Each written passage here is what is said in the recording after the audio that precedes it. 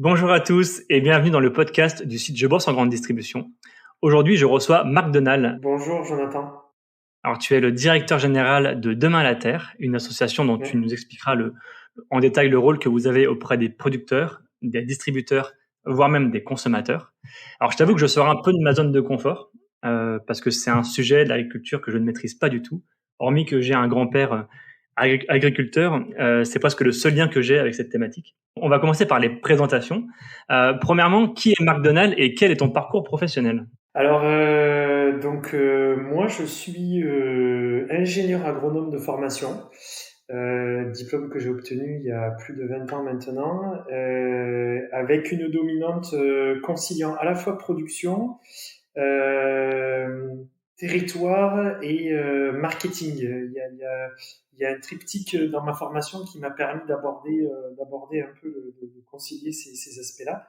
Euh, Après, alors j'ai eu la chance de travailler un petit peu à l'étranger. J'ai travaillé au Canada notamment, avec une expérience hyper intéressante en production et aménagement de zones de production, donc principalement des exploitations qui étaient en création ou en aménagement. Ensuite, quand je suis revenu en France, j'ai accompagné des producteurs qui préparaient leur installation en maraîchage. Donc, c'était au travers d'un service public qui permettait d'accompagner les producteurs, euh, justement pour trouver les meilleures manières en fait de préparer leur production. Alors, il y a bien évidemment tout le contexte juridique, économique, administratif, etc. Et moi, j'étais plutôt sur le volet technique et réglementaire, donc c'était assez intéressant parce que il y a des producteurs qui avaient des profils tous plus différents les uns que les autres, avec des projets, alors certes pas tous viables, en tout cas sur le papier, mais voilà, il y avait toujours des bonnes idées. Ça m'a conduit derrière ça à travailler avec différentes facettes de la production, et notamment tout ce qui était les aspects liés alors déjà à la qualité, enfin au niveau de la production, qualité de la production, et puis tout ce qui est réduction de l'impact environnemental. Donc c'était déjà à l'époque, je te parle de ça il y a une quinzaine d'années, c'était déjà à l'époque un sujet qui était de plus en plus présent. Et donc ça m'a conduit, j'ai fait une étape par la certification. Alors bon, j'étais auditeur, mais c'était de loin pas mon seul métier. Je dirigeais un service, donc j'étais plutôt sur du management, sur du développement commercial, etc. Et voilà, et parmi l'ensemble des producteurs et des structures avec lesquelles je travaillais, il y avait Demain la Terre. Donc c'est un projet que je connais depuis plus de 10 ans. Et c'est un projet qui m'a toujours séduit. Alors, ce que j'ai pas dit au départ, c'est que je suis petit-fils et fils d'agriculteurs. Et voilà. Et mon père n'a pas repris l'exploitation familiale à l'époque où il aurait pu la reprendre. Et donc, bah, de fait, ça a sauté une génération. Et moi, j'étais encore trop jeune à l'époque pour reprendre quelque chose. Mais voilà, j'ai grandi les pieds dans la terre. J'ai grandi. Alors, c'était de la viticulture, donc à faire les vendanges toutes les fins de mois d'août. Etc., etc. La taille en hiver, enfin bref. Et donc, ce volet très lié à la production, ça m'a toujours, c'est quelque chose que j'ai toujours souhaité faire et toujours suivre et concilier la production avec les enjeux de commercialisation et les enjeux de développement durable. Bah, en fait, tout y est dans le projet développement durable dans le projet de Malatar, pardon, dont on parlera après. Voilà, c'est ce qui m'a conduit à prendre la direction générale et à développer l'association et son réseau aujourd'hui. L'association, c'est toi qui l'as créée ou elle a été déjà créée? Alors, moi, quand j'ai pris la direction générale, elle était déjà créée, mais il n'y avait pas d'équipe. Donc, c'était les producteurs qui avaient décidé de créer cette association-là. Euh, et tout était à faire, ou en tout cas beaucoup de choses étaient à faire. Et donc voilà, et donc c'est comme ça qu'en fait on est arrivé à travailler ensemble, qu'après moi j'ai pris la tête de ça pour pouvoir le développer. Alors, on y est justement. Alors, Demain la Terre a pour promesse, je cite sur le site, euh, proposer des fruits et légumes responsables, plus sains, plus sûrs pour tous. Alors, c'est une association. En quoi ça consiste concrètement pour ceux qui ne connaissent pas Demain la Terre? Alors, Demain la Terre, c'est effectivement une association. C'est-à-dire qu'à la base, quand ça a été créé, c'était plutôt une sorte de club d'échange, de lieu d'échange entre producteurs sur des questions de durabilité. Alors, quand ça a été créé au début des années 2000, milieu des années 2000, il faut se rappeler que la question du développement durable était majoritairement abordée sous l'angle de l'environnement. Les questions sociétales, sociales, économiques, etc., c'est arrivé après. Et donc c'était plutôt un échange sur ces sujets-là, avec pour optique principale d'imaginer et de développer un modèle alternatif d'agriculture pour sortir d'un système binaire qu'on connaît aujourd'hui, qui oppose le bio et le non bio, sortir un peu de ce modèle binaire-là, arriver à construire une agriculture plus performante, plus résiliente, plus adaptée, plus vertueuse, et qui serait adaptée en fait, notamment aux enjeux de durabilité qui se dessinaient sur le XXIe siècle, enfin qui se dessinent toujours d'ailleurs. Et donc cette alternative, cette agriculture alternative, c'était un peu vraiment la volonté de base d'avoir créé cette démarche-là. Alors après, bon, je te passe les étapes internes, mais si tu veux, après derrière les producteurs se sont dit, ok, on a ça, mais ça serait quand même bien qu'on le fasse savoir. Et si on le fait savoir, qu'on s'en donne des moyens correctement, donc on définit un référentiel d'exigence avec un label associé qu'on fait contrôler par un organisme indépendant, etc., etc. Donc ça a été la fin des années 2000, début des années 2010, et toujours avec cette perspective de développer une agriculture alternative qui concilie en fait les enjeux de durabilité, donc environnement, social et économie. Et voilà. Et après, petit à petit, donc il y a de nouveaux producteurs qui ont rejoint l'association, des nouveaux modes de production, des nouveaux produits, des nouveaux modes de commercialisation, des nouvelles organisations, etc. Et ça enrichit l'association petit à petit. Et donc, il y a, je dirais, aussi une évolution en parallèle du référentiel, puisque l'idée, c'est d'avoir toujours un temps d'avance par rapport à ce qui peut exister au niveau des méthodes de production, au niveau de la réglementation, etc. Et donc avec un référentiel qui évolue lui aussi régulièrement au fur et à mesure qu'évoluent les connaissances et au fur et à mesure qu'évolue la réglementation. Et pour aboutir aujourd'hui à un référentiel qui a été qualifié, pardon pour les sigles barbares, mais par le CTIFL, qui est l'interprofession des fruits et légumes, par le référentiel le plus complet, le plus abouti et le plus mature en matière de durabilité. Donc on en est fier, on en est humble aussi, parce que bon, on est content parce que c'est pas nous qui le disons, donc c'est d'autant plus facile de répéter les mots des autres. Et on sait qu'il faut qu'on continue à travailler dans cette logique de durabilité, ce qui est pas simple parce que aujourd'hui les enjeux souvent on les traite un peu séparément. Tu as un focus sur les pesticides, puis 2-3 ans après, tu as un focus sur les emballages plastiques, puis 2-3 ans après, tu as un focus sur les travailleurs détachés, etc. Donc tu as des sujets comme ça qui passent, mais au final, une démarche comme la nôtre, elle englobe tous ces sujets-là. Et donc c'est à la fois notre force, c'est-à-dire qu'on a vraiment une démarche complète qui couvre un maximum d'enjeux de durabilité. On n'a pas la prétention d'être exhaustif, mais en tout cas un maximum d'enjeux.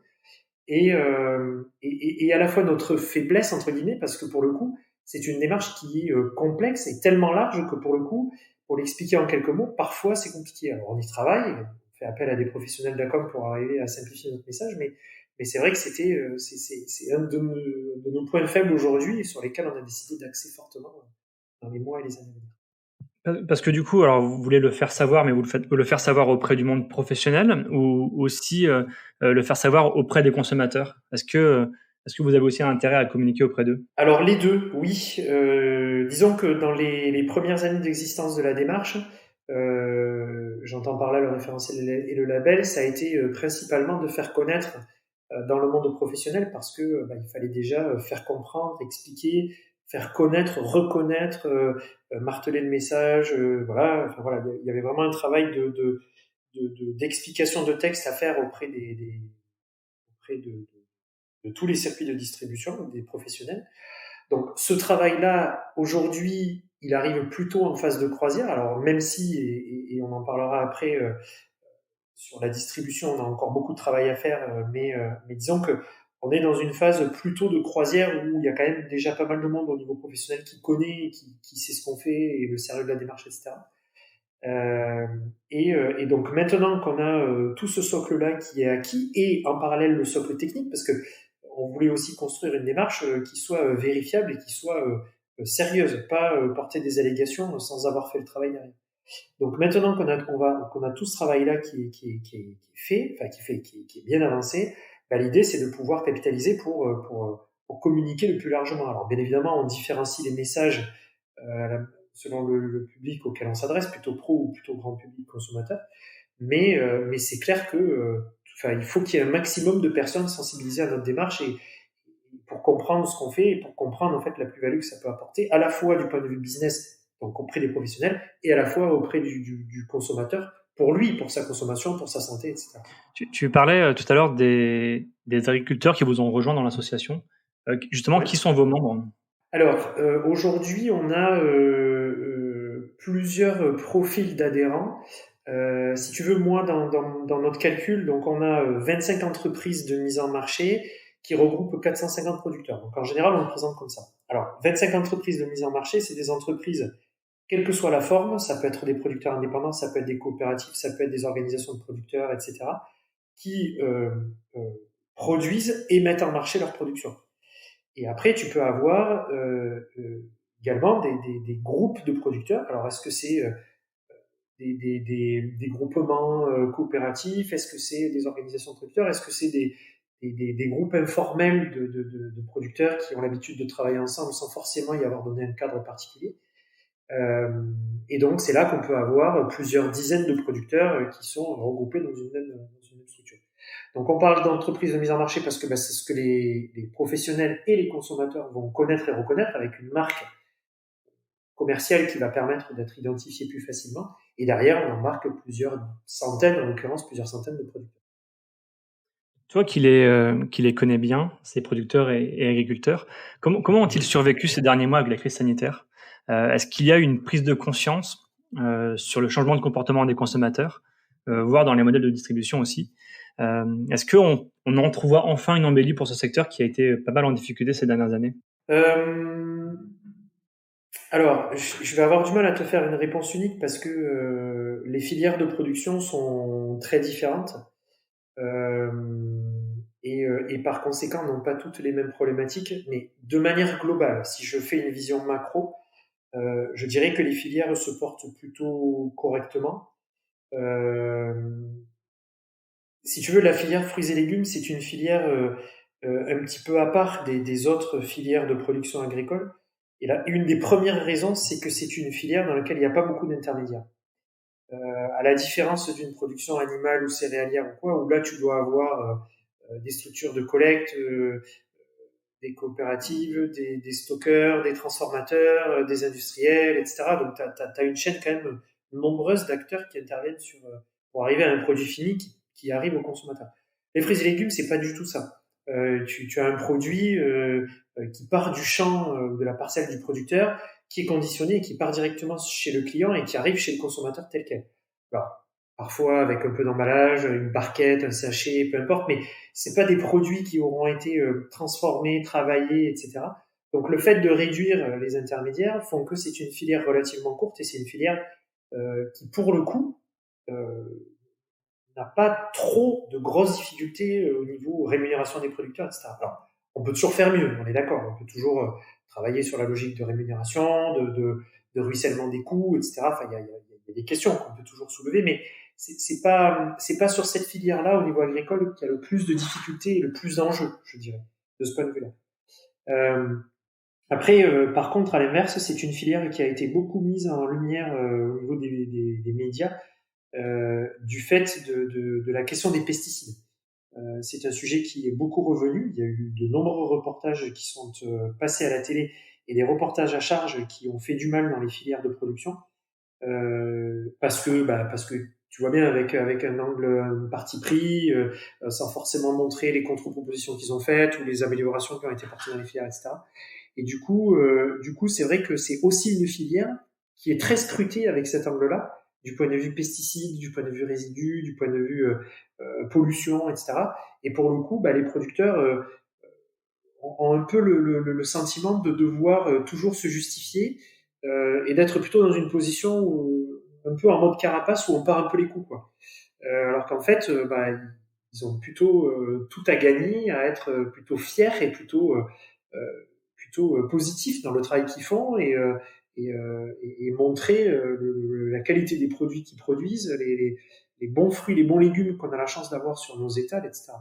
Donc je dirais que c'est un bilan qui est pas négatif, mais c'est un bilan qui montre qu'on a encore du chemin à parcourir et qu'on a encore du travail d'explication à faire et qu'on a encore du travail de je dirais, d'assurance et de réassurance par rapport à tout ce qui est fait au niveau des filières et des exploitations agricoles. Et est-ce que la crise sanitaire a été une aubaine finalement pour les producteurs et les agriculteurs? On sait que le digital a aussi aidé quelques entités à se déployer, à vendre en ligne. Est-ce que vous l'avez identifié, vous? Est-ce que on a l'impression, enfin, on en a beaucoup parlé pendant la crise, on a l'impression que c'est très vite monté et puis c'est retombé un peu comme un soufflet en quelques semaines, en quelques mois. Est-ce que le digital a été une aubaine pour les agriculteurs et les producteurs? Je pense qu'il y a deux aspects dans ta question. Le premier, sur la question d'aubaine, c'est lié en fait à l'opportunité de pouvoir vendre avec des circuits de commercialisation, de distribution un peu différents. Donc oui, ça c'est clair que ça a été l'opportunité de repenser certains modes de commercialisation. Euh, euh, il y a des éléments qui ont plutôt tendance à se tasser aujourd'hui, pas à retomber forcément, mais à se tasser, à se stabiliser et à pas forcément évoluer beaucoup plus. Euh, et après, la question de la digitalisation, alors qui répond en partie dans ce que tu me demandais tout à l'heure. Oui, ça a été une aubaine pour certains producteurs qui travaillaient notamment avec le circuit de la restauration, etc. C'est clair qu'il fallait qu'ils trouvent de nouveaux débouchés et c'est vrai que le digital a permis de pouvoir faire connaître des produits. Et il y a une sorte de solidarité qui s'était mise en place à ce moment-là, bon, qui aujourd'hui est un petit peu différente parce que chacun a repris ses activités. Alors, dans certains cas, on est revenu sur du business as usual, donc voilà. C'est pour ça que je disais, ça a tendance à se tasser, ça n'a pas forcément tendance à continuer à augmenter. Mais oui, le digital, et pas que au niveau de la commercialisation, même au niveau communication, au niveau message, au niveau, je dirais même travail, technique de travail, la digitalisation, elle a monté en puissance, c'est clair. C'est clair. Alors, c'est pas forcément facile d'avoir des chiffres effectivement sur ce tassement. Hein. Qui a les cartes en main finalement pour que demain on consomme mieux, plus sain, plus responsable? Est-ce que c'est les producteurs? Est-ce que c'est les consommateurs? Est-ce que c'est les distributeurs? Alors, j'imagine que c'est un peu les trois en même temps, mais qui a les cartes en main vraiment pour que demain la consommation, enfin l'agriculture soit encore plus vertueuse? Alors effectivement, il y a chacun a sa part de responsabilité. Le producteur doit mieux produire, le distributeur doit inventer des modes de commercialisation qui soient, je dirais, plus efficients du point de vue partage de valeur, mise en avant des efforts que font les producteurs, etc. Et le consommateur, il a un rôle à jouer. Au final, c'est quand même lui qui paye, c'est lui qui achète la marchandise, c'est lui qui achète le produit, c'est lui qui sélectionne ce dont il a envie. Bon.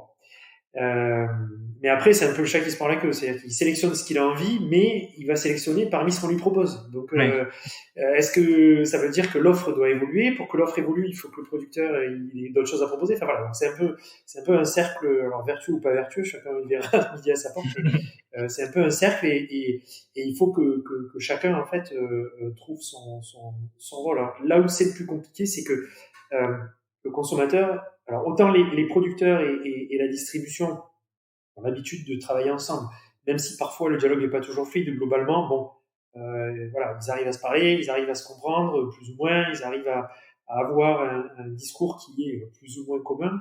Par contre, pour le consommateur, c'est beaucoup plus compliqué parce que lui, alors déjà, il a une offre qui parfois peut être pléthorique sur certains produits, donc pour s'y retrouver une pomme et une pomme, est-ce que honnêtement je vais voir la différence entre les deux? Alors bon, il y a la variété, ok, qui va jouer sur le goût, etc. Mais pour autant, est-ce que je peux arriver à différencier de produits qui me semblent similaires sur les tables?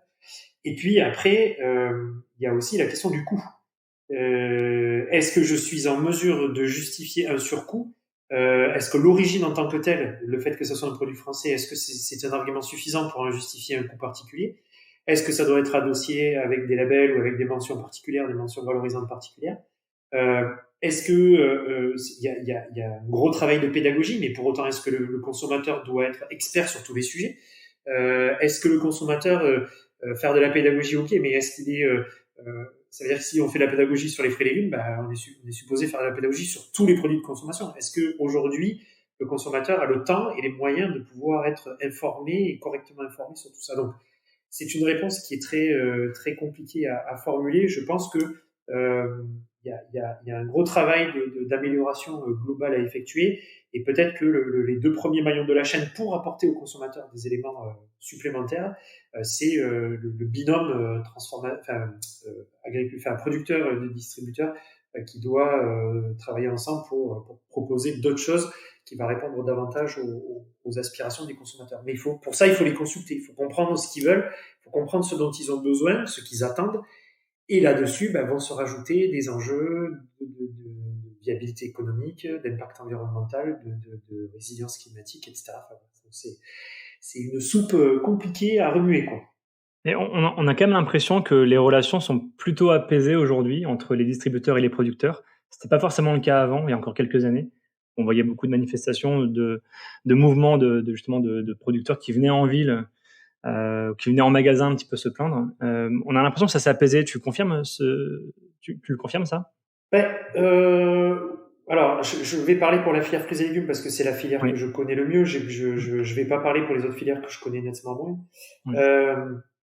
Mais c'est une filière effectivement où les choses se sont quand même professionnalisées au niveau des métiers, même s'il y a encore beaucoup de travail et je pense notamment pour la connaissance du produit qui est un élément clé quand on travaille avec de l'ultra frais. Il faut vraiment absolument connaître le produit, mais bon, ça c'est un autre débat. Mais pour autant, les relations se sont oui améliorées euh, parce que ils se sont rendus compte que les uns ne peuvent pas vivre sans les autres.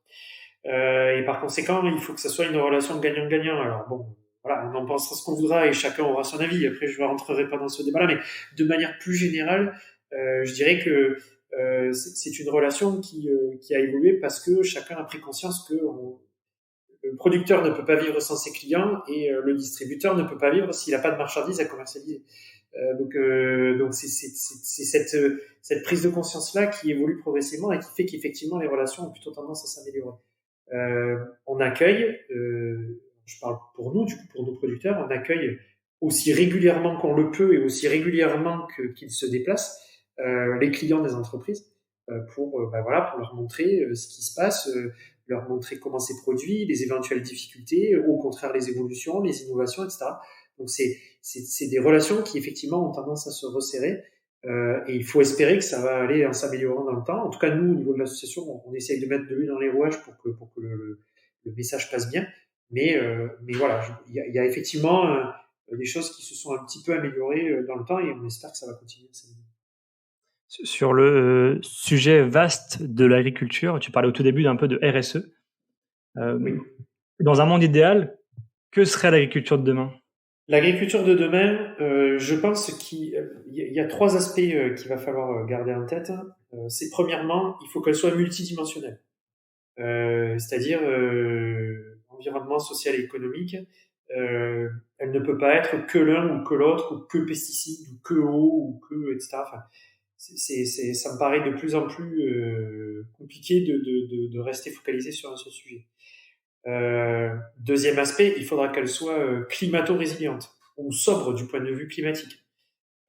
Ça aussi, c'est un enjeu qui est fort, alors qui répond un peu à la question environnementale dont je parlais tout à l'heure, mais il y a une logique de climat qui va falloir vraiment intégrer une bonne fois pour toutes, à la fois dans les systèmes de production et à la fois dans les productions elles-mêmes. Qu'est-ce qu'on produit, où et quand?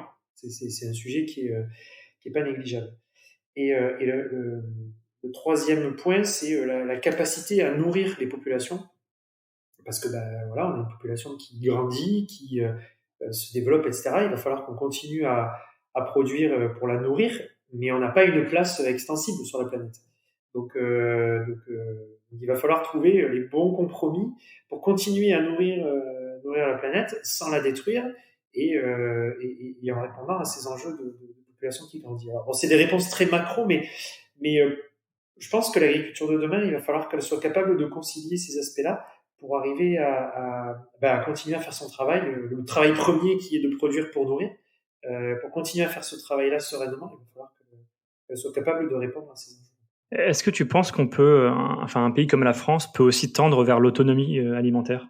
Est-ce qu'on est capable de produire suffisamment pour la France et pas se contenter des fois d'importer ou d'exporter? Non, non, je pense pas qu'on soit capable de produire tout ce qu'on consomme. Euh, alors, si je prends un chiffre qui va parler, prenons le cas de la consommation de fruits et légumes en France. On consomme à peu près, alors c'est des chiffres à la louche, hein, mais on consomme à peu près 26 millions de tonnes de fruits et légumes par an. On en produit sur le territoire français 13 millions. Bon, voilà, déjà, ça permet de montrer qu'il y a au moins la moitié qui viennent d'ailleurs. Je pense pas qu'on soit capable de tout produire. On est capable très certainement de ramener de la production en France, ça oui. Il y a des filières qui n'existent pas ou qui n'existent plus. Bien évidemment, quand je dis ça en tenant compte des questions liées au climat, au terroir, etc. Bien évidemment, on va pas s'amuser à ramener des productions tropicales qu'on ne peut pas produire sous nos latitudes. Mais il y a des filières de production qu'on n'a pas ou plus en France et qu'on pourrait très bien ramener. Il y a des filières de production que l'on pourrait conforter. Il y a des filières de production qui existent, mais dont la consommation est faible par manque de connaissance du produit auprès des consommateurs. Donc je pense qu'il y a un travail à faire déjà de ramener une part de production sur notre territoire. Mais on ne sera pas capable de produire tout ce que l'on consomme, ou alors ça veut dire qu'il va falloir qu'on supprime beaucoup d'éléments de notre consommation et se recentrer sur uniquement ce qu'on est capable de produire chez nous. Et même parmi ce qu'on est capable de produire chez nous, est-ce qu'on est capable de produire la totalité de ce qu'on serait en mesure de consommer? J'en suis pas certain. Finalement, quand on dit aux consommateurs, consommer local, donc finalement c'est oui, mais finalement faites avec ce qu'on propose parce que l'offre elle est pas pléthorique finalement. Bah, tout dépend ce qu'on entend par local. S'il s'agit d'une production qui est effectuée dans son pays de consommation, alors oui, on peut parler de local. Et dans ce cas, on va faire en sorte que la production française soit d'abord valorisée et préférée. Donc là, oui, Pour toi, clairement. local, c'est l'échelle du pays déjà, quoi. Bah, de mon point de vue, oui. Commençons déjà par ramener la production, un maximum de production sur le territoire français. Ce sera déjà une bonne chose de faite. Après, il faut garder en tête que, c'est un petit peu ce que je disais tout à l'heure, toutes les productions de fruits et légumes ne sont pas possibles dans toutes les régions. Parce que la notion de local, si on prend la notion de local telle que de nombreux consommateurs peuvent l'avoir en tête, ça veut dire autour de chez moi, quoi. Bon. Sauf qu'en fait, il faut garder en tête que toutes les productions de fruits et légumes ne sont pas possibles dans toutes les régions. C'est ce que je disais, les questions de climat, de terroir, etc. On mange une banane, même si elle vient des Antilles françaises qui sont le territoire français, bon, bah, elles ont quand même parcouru 8000 km en avion ou en bateau pour arriver en métropole. Mais à plus petite échelle, je veux consommer des fruits à noyaux, bon, bah, c'est majoritairement sur l'arc méditerranéen. J'habite à Lille, ça voudrait dire que j'aurais pas le droit de manger de fruits à noyaux pendant l'été. À l'inverse, l'endive est majoritairement produite dans le Nord, ça veut dire que j'habite à Perpignan ou à Toulouse, je peux pas. Ben voilà. Donc bref, c'est aussi cette logique-là qu'il faut entendre quand on parle de local. Tout dépend où on met la frontière, mais de mon point de vue, commençons déjà par travailler sur la production française et à consommer notre production. Je pense que déjà la notion de local, là, elle sera déjà pas mal résolue, ou en tout cas, on y répondra en grande partie. Alors, j'ai lu aussi que tu participes beaucoup, ou tu parles beaucoup de RSE quand tu parles d'agriculture. Tu parlais Oui, un tout petit peu de pesticides juste avant. oui. Quelles sont les autres innovations sociales et environnementales techniques dans l'agriculture aujourd'hui? Alors, il y a beaucoup, c'est même toi qui en a un peu parlé tout à l'heure, il y a beaucoup de sujets relatifs au digital. L'agriculture de précision, l'agriculture digitale, les outils informatiques et techniques qui peuvent être déployés pour les productions, que ça soit de la connectique, que ça soit des applications pour du pilotage, etc. Enfin, il y a plein de solutions qui sont développées par rapport à ça, et je pense effectivement qu'il y a déjà euh, un axe de travail, d'amélioration, en tout cas de- d'enjeux futurs qui peuvent être pris à ce niveau-là. Après, je pense que les innovations, euh, euh, les innovations au niveau environnemental principalement, ça va être des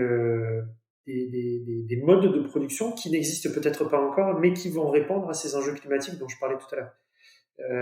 Et ça, c'est des sujets sur lesquels, alors nous, au niveau de Demain la Terre, on a pris le sujet à bras le corps, mais je pense que de manière générale, c'est l'agriculture qui doit travailler pour trouver des solutions par rapport à ces enjeux climatiques qui vont être de plus en plus forts. On l'a vu cette année, on s'est mangé une période de gel en plein là où il fallait pas, en pleine floraison pour les productions arboricoles, et ça a vraiment été compliqué. Donc, ce sont des choses qu'on ne peut pas anticiper, qu'on ne peut pas prévoir, et qui de fait ont des impacts très forts sur les productions. Donc, est-ce qu'il y a quelque chose à faire là-dessus? Oui, je pense, et il faut trouver les réponses par rapport à ces enjeux. Et après, au niveau social en tant que tel, c'est des innovations également managériales, des innovations. Je pense même que la première innovation qui devrait y avoir dans l'agriculture, c'est faire comprendre et faire aimer les métiers de l'agriculture, parce que c'est une vision qui est parfois un peu archaïque de la production agricole. On a l'impression, quand on parle avec certains, que c'est les bottes, le chapeau de paille et le tablier, alors qu'en fait, être producteur, c'est bien plus complexe que ça. Et alors, il y a les métiers qui sont très liés à la production, mais après, il faut aussi comprendre qu'il y a tout plein d'autres métiers autour qui gravitent, que ce soit de la gestion des RH, de la comptabilité, du marketing, de la communication, de l'informatique, etc. Enfin, c'est de la logistique. C'est vraiment très diversifié, et je pense qu'on a besoin aussi de faire redécouvrir un peu les différents métiers de l'agriculture pour qu'ils redeviennent attractifs et qu'ils redeviennent intéressants pour tout salarié qui cherche un boulot et qui a envie de s'éclater sur des nouvelles missions et des nouveaux enjeux.